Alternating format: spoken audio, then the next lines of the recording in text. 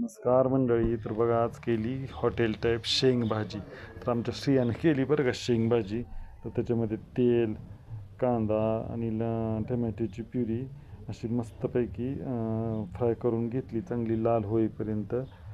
आणि त्याच्यामध्ये परत आपल्याला कोथिंबीर, लसूण आणि आलं ह्याचं कुटून ते पण त्याच्यामध्ये ॲड करून घेतलं.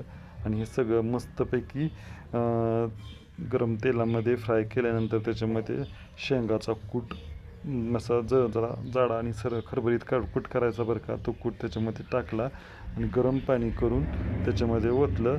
आणि त्याच्यामध्ये मस्त असे मसाले वगैरे भाजीचे सगळे घातले, लाल तिखट, काळं तिखट, आणि अशी मस्त झाली शेंग भाजी.